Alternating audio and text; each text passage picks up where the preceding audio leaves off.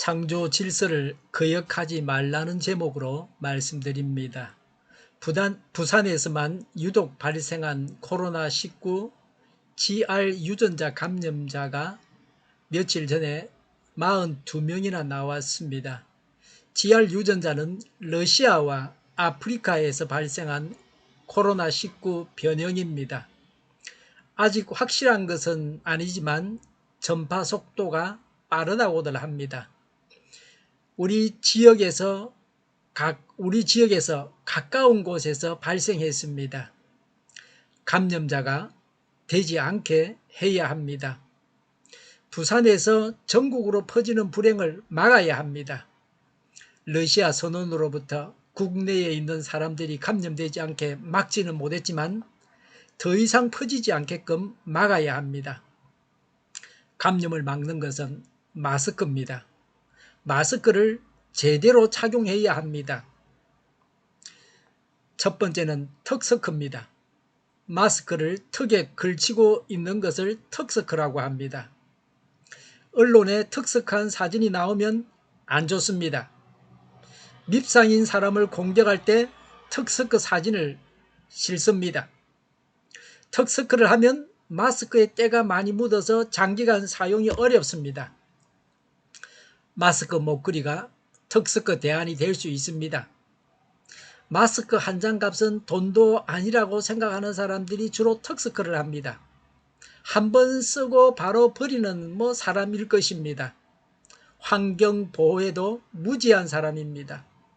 요즘 코로나로 쓰레기 발생량이 많아서 어려움이 있습니다. 코스크는 코만 내놓은 것을 제가 코스크라고 이름을 붙였습니다. 콧뺀스크, 코나온스크라고 해도 될 것입니다. 이것이 두 번째입니다. 일단 침이 남에게 튀는 것은 막아줍니다. 흔하게 코스크한 분들을 봅니다. 코까지 완전히 덮어야 하는 이유가 무엇입니까? 주로 감염은 코에서 시작이 됩니다. 코에서 비말이 나오기도 합니다. 코로나 검사할 때에 콧구멍으로 면봉을 집어넣어 가지고 검사를 합니다.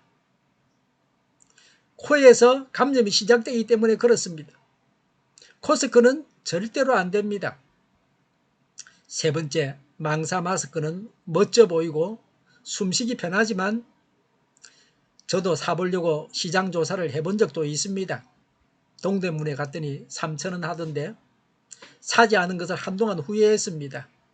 인터넷으로 뒤지면 더 싼 게 나올 줄 알았는데 오히려 더 비쌌습니다. 인터넷에서는 최저가가 7,000원이었습니다. 교회에서 단체 구매를 할까도 생각해보기도 했습니다.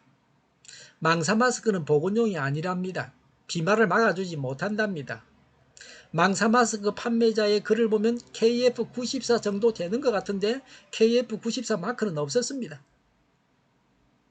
차라리 150개의 만원 하는 덴탈 마스크가 더 나아 보입니다. 마스크를 하고 엘리베이터 안에서 말을 하면 감염될 수 있습니다. 조용히 있어야 합니다. 습도가 높으면 감염 위험이 줄어든다고 하는데 최근에는 습기를 타고 비말이 5m까지 이동한다는 기사도 있었습니다. 여러 곳에서 목욕탕에서 감염되었다고 합니다. 목욕탕 안에서도 거리 유지를 하고 말을 하지 말고 음식을 나누어 먹지 말아야 합니다. 세신사가 감염되었지만 해운대 온천센터 직원 이용객 1392명 모두 음성이라고 해서 다행입니다. 접촉으로 감염되기도 합니다. 주차증을 확진자로부터 받았다가 확진된 분도 있습니다. 항균 패드를 엘리베이터 안에 또 엘리베이터 밖에 그 버튼에도 붙여두었습니다. 이것도 믿으면 안 됩니다. 물론 좋으니까 붙였겠지만 그것도 항균 패드에도 바이러스가 없다고 보장 못합니다. 접촉하지 말고 접촉했으면 손을 자주 씻어야 됩니다. 마스크를 잘 관리해야 합니다. 첫 번째, 더러운 손으로 마스크를 만져서는 안 됩니다. 장갑을 끼는 것은 좋습니다. 물론 장갑 관리를 잘 해야 됩니다. 마스크를 만질 때는 장갑을 벗어야 됩니다. 저는 오래전부터 장갑을 끼고 다니는데 감기 바이러스를 막기 위해서입니다. 손이 더러워지고 감염이 일어나고 그래서 감기기가 있고 하는 그런 경우가 많아서 오래전부터 장갑을 끼고 다녔습니다. 그런데 코로나19를 맞아서 이게 도움이 됩니다. 두 번째, 마스크 관리입니다. 끈이나 가장자리만 만져야 됩니다. 끈만 만지면 제일 좋습니다. 겉면엔 타인의 비말이 묻어 있을 수 있습니다. 그래서 절대로 만져서는 안 됩니다. 세 번째는 적시 말려야 됩니다. 축축한 상태로 비닐이나 주머니나 가방에 넣는다면 냄새가 나고 썩게 되어 있습니다. 버려야 됩니다. 햇빛에 말리면 자외선 소독까지 되니까 더 좋습니다. 가방이든 허리띠든 어디든지 마스크 거리를 만들 수 있습니다. 허리띠에는 그냥 마스크를 거리로 이용할 수 있습니다. 손쉬운 방법은 철근으로 만들면 됩니다. 뭐 빵 같은 거 살 때 위에 막아오는 그 철근 있죠. 안에 가는 철사가 있고 밖에 비닐로 되어 있는 거.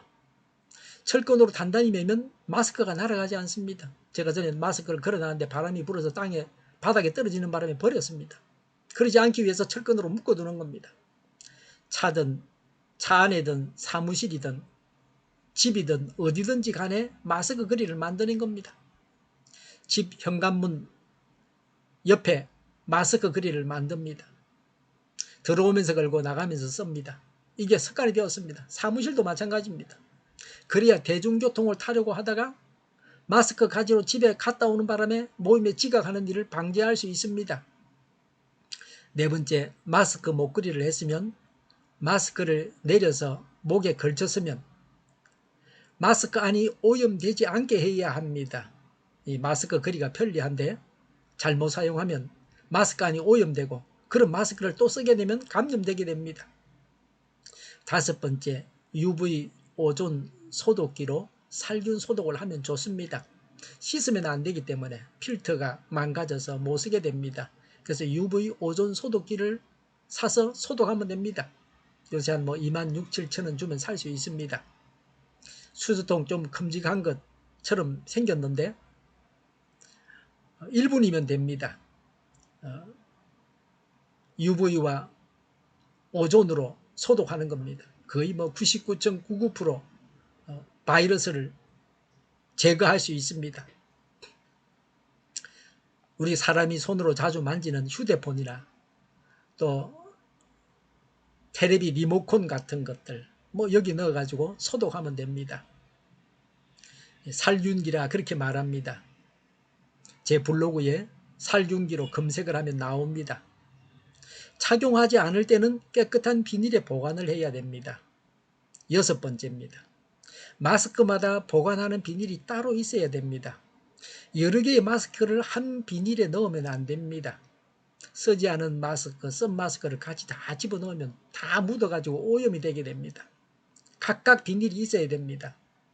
구매할 때 한 개씩 포장된 것은 그 비닐을 버리지 말고 늘 가지고 있어야 됩니다. 마스크를 꾸겨도 안 되죠. 입는 그 상태로 받은 상태로 그렇게 보관해야 됩니다. 덴탈 마스크 같이 개별 포장이 안 된 경우는 주방용 음식 담는 새 비닐을 사용하면 됩니다. 일곱 번째, 냄새가 나면 그건 버려야 됩니다. 여덟 번째, 턱스크를 하면 마스크 손상이 심하다고 하는 것을 기억해야 합니다. 서기 79년 8월 24일 갑작스런 화산 폭발로 단 하루 만에 찬란했던 폼페이의 모든 것을 썰어 묻어버렸습니다. 고고학자들이 발굴해 보니까 그 당시에 얼마나 타락하고 부패했던지 기부인들을 위한 남창 제도가 성행했으며 동성애가 만연했고 심지어 짐승과 수간까지도 서슴지 않고 행했던 차마 입에 담기조차 더러운 제약들이 만연한 증거들이 발견되었습니다. 당시 폼페이에는 집단 성행위와 동성애가 새겨진 벽화가 도처에 널려 있었습니다. 차마 눈 뜨고 쳐다볼 수 없을 만큼 엄난했습니다. 1819년 나폴리 국왕 프란치스코 1세가 아내와 딸을 데리고 폼페이의 벽화를 참관하다가 차마 부끄러워서 전람을 폐쇄했다가 수백 년이 지나고 나서 다시 개방했다고 합니다. 하나님은 온 사회에 죄악이 쌓인 폼페이 도시를 화산으로 쓸어 묻어버렸습니다. 그곳을 관리하는 분의 말이 하나님이 살아 계신다면 이런 모습을 보고 어떻게 그냥 놔둘 수 있겠느냐는 것입니다. 지금 이 시대가 이와 같지 않은가 하는 생각이 듭니다. 요즘 동성애 문제로 너무 괴롭습니다. 동성애는 이제 먼 이웃 나라 이야기가 아닙니다. 바로 우리 앞에 있는 현실입니다. 동성애라는 말을 인권이라는 이름으로 위장해서 한국 사회 전반에 확산시키려고 하고 있습니다. 동성애자들은 반나체로 문란함에 극치나 다름없는 대규모 퍼레이드를 다름 아닌 대한민국의 심장부인 서울 한복판에서 매년 해오고 있습니다. 동성 간의 성행위를 연상시키는 퍼포먼스를 집단으로 과시하는 것은 오히려 동성애에 대한 혐오만 증폭시킵니다.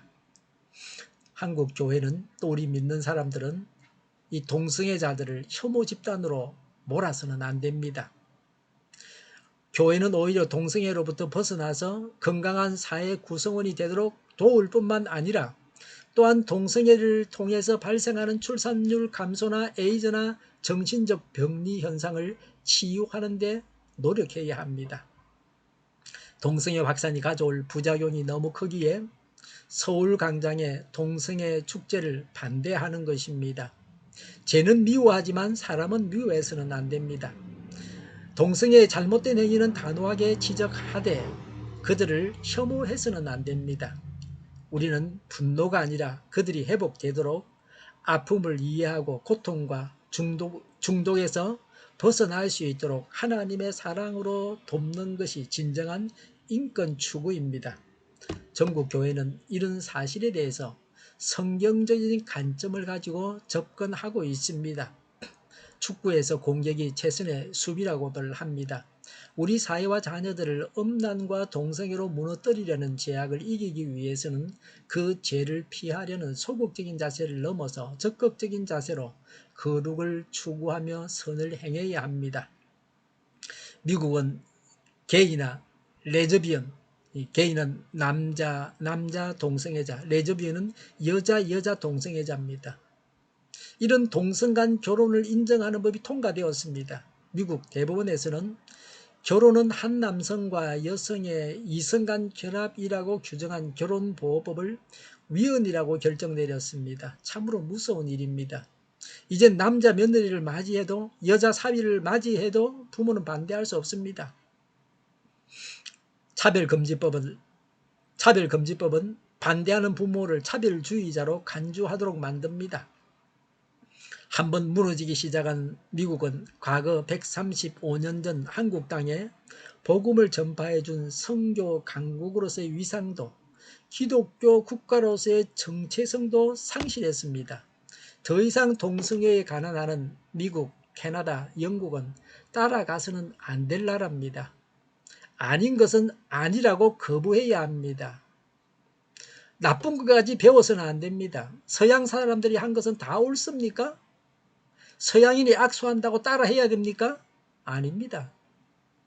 불결하고 비위생적이고 감염을 일으키기 때문에 바이러스 감염을 일으키기 때문에 그런 비위생적이라 미개한 문화들은 배척해야 합니다.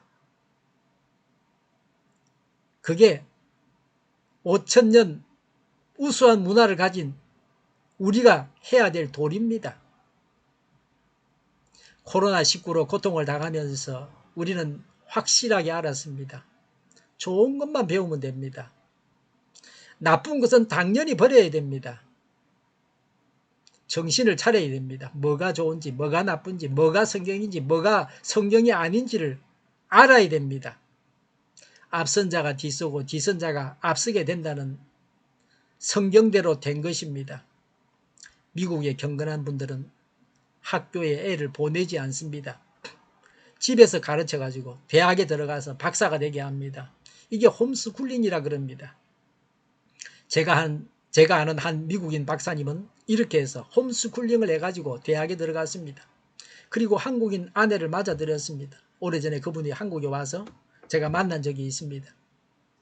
미국 여자아이들은 성적으로 문란하기 때문에 결혼 대상이 될 수 없었습니다. 학교에서 동성애는 제가 아니라고 가르칩니다. 뭐 요새 우리 한국에서도 그러는데 어린 애들에게 초등학생들에게 성애가 재밌다. 해보면 어따 해보는 게 권리라고 그렇게 가르치고 있습니다. 어떤 면에서 부추기는 겁니다. 미국에 사는 목사님 사모님이 아들에게 제발 치마 입은 여자만 데리고 오면 다 결혼 성사해 줄게라고 했답니다. 그 아들이 동성애자입니다. 학교에서 배운 대로 제가 아니라고 하면서 동성애를 하는 겁니다. 학교 보내지 않았으면 그런 일이 없었죠. 만약에 그 아들이 엄마를 고말하면 그 엄마는 처벌을 받을 겁니다. 그게 동성애 차별금지법입니다. 한국이 그런 나라가 되어가고 있습니다. 이제 국회 문턱만 남았습니다. 언론사와 정당들의 내규에는 이미 들어가 있습니다. 코로나19처럼 알려지지 않은 바이러스가 아니라 하나님께서 창조하실 때부터 정해주신 질서를 뻔히 알면서 깨고 있는 것입니다. 이러한 때 우리 그리스도인은 정말 깨어 있어야 합니다. 그리고 모든 교회가 함께 연합하고 뭉쳐서 한 소리를 내야 합니다. 미국 교회도 한 목소리를 내지 못하다가 동성애 차별금지법을 다 허용해 버렸습니다. 미국을 오늘의 위기로 몰고 간 것은 미국이 가치 파괴, 도덕 파괴를 방관했기 때문입니다. 다시 말하면 가족을 소중하게 여기는 삶, 성경의 가르침을 따라 사는 높은 도덕적 삶의 가치를 포기했기 때문입니다. 교회가 이단으로 정죄하고 쫓아내야 될 사람들은 쫓아내야 됩니다. 지금 포괄적 차별금지법이라는 이름으로 동성애자 등을 보호하자는 명분으로 동성애 옹호법, 동성애 독재법을 통과시키려고 하는 움직임이 우리나라 국회를 비롯해서 사회 각곳에서 이루어지고 있습니다. 교회 안에서도 그렇게 주장하고 이 법을 만들어야 된다고 하는 자들이 있습니다. 이단법으로 정죄하고 교회에서 쫓아내야 합니다. 교회는 목숨을 걸고 동성애법을 막고 반대해야 합니다. 동성애자에 대한 진정한 인권과 사랑은 동성애를 인정하는 것이 아닙니다. 동성애의 실체를 바로 알려주고 동성애가 잘못된 것임을 인정하고 회복할 수 있도록 돕고 섬기는 것입니다. 예수님께서는 간음하다가 현장에서 잡힌 여인이 돌에 맞아 죽도록 하지 않으셨습니다. 하지만 거기서 끝나지 않으시고 다시는 범죄하지 말라고 하시면서 간음이 죄라고 하는 것을 명확하게 지적하시고 죄를 다시는 짓지 말라고 권고하셨습니다. 우리는 동성애 자체는 반대하고 배격해야 합니다.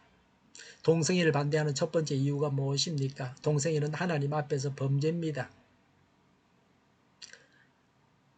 로마서 1장 26, 27절에 보면 이런 까닭에 하나님께서는 사람들을 부끄러운 정욕에 내버려 두셨습니다. 여자들은 남자와 바른 관계를 바르지 못한 관계로 바꾸고 또한 남자들도 이와 같이 여자와의 바른 관계를 버리고 서로 욕정에 불탔으며 남자가 남자와 더불어 부끄러운 짓을 하게 되었습니다.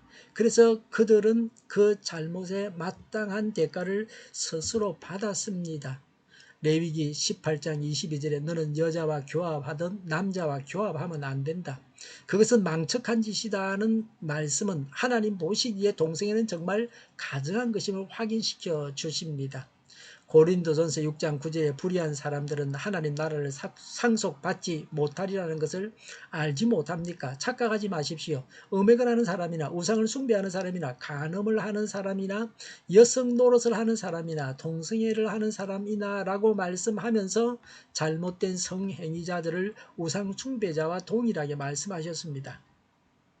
무엇보다 하나님께서 동성애를 가증하다고 여기는 죄이기 때문에 절대로 동성애를 인정해서도 용납해서도 안 됩니다. 세계 추세가 그렇고 시대 흐름이 그렇고 무슨 유엔이 어쩌고 저쩌고 누가 무슨 말을 해도 따라가서는 안 됩니다. 한국교회는 오직 성경이 답이다라는 신앙에 입각해서 성경이 금지하고 반대하는 일은 과감히 금해야 합니다. 우리는 오직 하나님 말씀에 근거해서 동성애가 죄라는 분명한 입장을 가져야 합니다. 타협도 변명도 있을 수 없습니다. 피가 모자란다고 물을 섞을 수는 없습니다. 오직 성경적 가치관을 가지고 경건한 삶을 사는 것만이 승리하는 비결입니다. 성경에 위배되는 모든 국가 법은 다 무효입니다. 하나님의 법인 성경이 원초적인 법입니다. 가장 상위의 법이 성경입니다. 동성애를 반대하는 두 번째 이유는 동성애는 하나님의 창조 질서를 파괴합니다. 마태복음 19장 4절과 5절에 하나님이 남자와 여자를 지으시고 한 몸을 이루게 하셨습니다. 그리고 생육하고 번성케 하셨습니다. 이것이 하나님의 창조 질서입니다. 그런데 동성애는 남자가 남자끼리 학문으로 구강으로 섹스를 하며 창조 원리를 파괴하는 변태적인 행위를 하는 것입니다. 이로 인해서 에이즈가 창궐하고 있습니다. 동성애자들이 일반인에 비해서 감염률이 183배가 됩니다. 한 사람의 에이즈 치료비가 1년에 1,000만 원 듭니다. 치료비 전부를 정부가 부담하고 있습니다. 그래서 연간 정부 에이즈 치료비가 1,000억 이상입니다. 이러한 정부 부담은 결국 국민의 세금입니다. 그리고 수명도 일반인보다 25년에서 30년이 짧습니다. 청소년 동성애자들의 자살률이 4배나 넘습니다. 이런 일을 어떻게 모른 척하고 방치할 수 있습니까? 일반적으로 동성애는 태어날 때부터 동성애 DNA를 갖고 태어난다고 하지만 그건 잘못된 정보입니다. 1999년에 캐나다의 라이스 박사 연구팀은 동성애자들을 대상으로 해서 XQ28 염색체 안에 존재하는 유전자들을 구체적으로 분석을 했습니다. 그리고 동성애자의 가계를 대상으로 조사한 결과 동성애와 유전자와는 아무런 상관이 없는 것으로 밝혀졌습니다. 2016년 존스 홉킨스대 연구팀도 동성애의 선천성을 뒷받침할 근거가 없다고 결론지었습니다. 더 이상 동성애를 유전이라고 주장하면 안 됩니다. 동성애는 얼마든지 치유될 수 있다는 사실을 알아야 합니다. 레위기 20장 13절에 남자가 같은 남자와 동침하며 여자에게 하듯이 그 남자에게 하면 그 두 사람은 망측한 짓을 한 것이므로 반드시 사형에 처해야 한다. 그들은 자기 죄값으로 죽는 것이다 라고 했습니다. 하나님의 창조 원리와 질서를 파괴하여 순리를 영리로 바꾸는 가정한 행위가 동성애입니다. 하나님께서 반드시 죽여야 할 죄로 명시한 만큼 우리가 대항하고 싸워야 할 죄입니다. 하나님의 말씀을 받아들이고 죄에서 돌아서야 합니다. 히브리서 12장 4절에 여러분은 죄와 맞서서 싸우지만 아직 피를 흘리기까지 대항한 일은 없습니다 라고 말씀하셨습니다. 우리는 동성애 문제에 대해서 적극적으로 대처해야 할 뿐 아니라 피 흘리기까지 싸워야 할 죄라는 사실을 분명히 기억해야 합니다. 하나님께서 주신 창조의 원리를 파괴하기 때문입니다. 세 번째, 동성애는 가정을 파괴하고 다음 세대를 병들게 하는 일입니다. 창세기 2장 24절에 그러므로 남자는 아버지와 어머니를 떠나 아내와 결합하여 한 몸을 이루는 것이다 라고 했습니다. 가정은 하나님이 가장 소중하게 만드신 인류 최초 공동체입니다.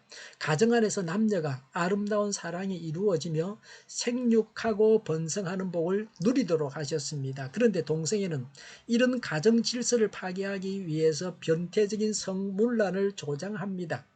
동성애자들은 이런 자신들의 행위를 합리화하고 확산시키려고 축제를 열고 반나체로 퍼레이드를 합니다. 이들의 궁극적인 목적은 인권이라는 이름으로 포장해서 성소수자 차별금지법을 통과시키려고 조장하고 있습니다. 포괄적 차별금지법은 소수자의 인권을 보호한다는 차원에서 추진되고 있는 것 같지만 사실은 다릅니다. 말세에 마귀가 득세하고 그래서 교회를 핍박하는 수단으로 사용하는 것입니다. 지금 우리나라에서 추진하려고 하는 동성애 법의 독소 조항은 동성애자들의 행위를 잘못이라고 지적하는 자가 처벌을 받는다는 것입니다. 한번 통과되면 돌이키기 어렵습니다. 아주 무서운 악법입니다. 동성애법이 통과되면 목사가 강단에서 동성애가 하나님의 뜻이 아니라고 성경을 설교하거나 비판해도 성경을 가지고 비판해도 동성애 옹호자들이 인권위에 진정하면 인권위의 시정명령과 3천만 원 이하의 이행강제금 부과 처벌을 받을 수 있습니다. 손해액의 2배에서 5배 징벌적 손해배상이 부과됩니다. 나아가 형사처벌을 받을 수도 있습니다. 설교뿐만 아니라 동성애자들이 결혼을 한다고 목사에게 와서 주례를 해달라고 하는데, 교회를 빌려달라고 하는데 거부해도 이것을 소수의 인권을 무시했다고 동일한 처벌을 받습니다. 실제 미국이나 영국이 그렇습니다. 아들이 남자를 데리고 와서 며느리감이라고 할 때에 그것은 안 된다, 그건 잘못이라고 하면 오히려 차별주의자로 지탄을 받게 됩니다. 이런 법이 바로 차별금지법입니다. 표현의 자유, 양심의 자유, 신앙의 자유가 박탈되는 겁니다. 성경을 믿을 수 있는 자유, 종교적인 자유가 헌법에 보장되어 있는데 그것이 박탈되는 것입니다. 오늘날 그것을 간과하는 것이 차별금지법입니다. 양심의 입각에서 군에도 안 갈 수 있다고 지금 우리나라는 그렇게 하고 있습니다.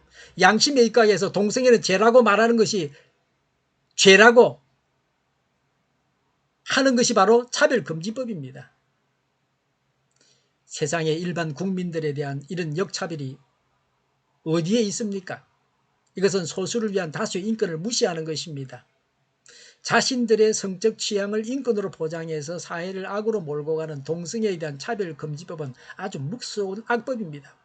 이것을 통과시켜야 선진국이 되고 문화국이 되는 것처럼 그렇게 잘못 알고 있습니다. 신학교 입학 지원자나 목사 안수 대상자가 동성애자라고 해서 불합격 처리를 하면 차별금지법 위반이 될 것입니다. 그래서 동성애하는 신학생과 목사가 나오게 됩니다. 동성애하는 신부도 수녀도 나올 수 있습니다. 차별금지법은 반드시 폐지되어야 합니다. 만약에 차별금지법이 합법화된다면 다음 세대를 바로 양육할 수 없습니다. 지금도 아이들을 교육하는 교과서에 동성애를 미화하고 정당화시키는 내용을 포함시켰습니다. 청소년의 가치관을 혼란하게 만드는 상황을 우려할 수밖에 없는 현실입니다. 이런 악법을 막아야 합니다. 그래서 교회와 학교의 현장에서 동성애가 얼마나 무섭게 가치관을 병들게 하는 것인지를 분명히 교육할 수 있어야 합니다. 하나님의 뜻은 거룩해지는 것입니다. 우리는 가정과 사회와 하나님의 거룩을 파괴하는 죄는 생명을 걸고 가로막을 수 있는 의인 한 사람이 되어야 합니다. 하나님은 동성애의 출발점이 되었던 소돔성을 불로 심판하셨습니다. 하나님의 창조 질서를 역행하는 동성애를 결코 용납할 수 없습니다. 어떤 경우에도 동성애를 합리화하는 일이 없도록 오직 성경 말씀을 기준으로 삼아야 합니다. 진리를 위해서 목숨을 걸고 싸워야 됩니다. 공산국가인 러시아와 중국에서는 동성애를 인권이라고 하지 않습니다. 유대교와 이슬람권에서도 동성애를 인권이라고 하지 않습니다. 유독 미국, 캐나다, 영국, 유럽에서 한때는 기독교 국가였던 그런 나라에서 동성애는 인권이라고 합니다.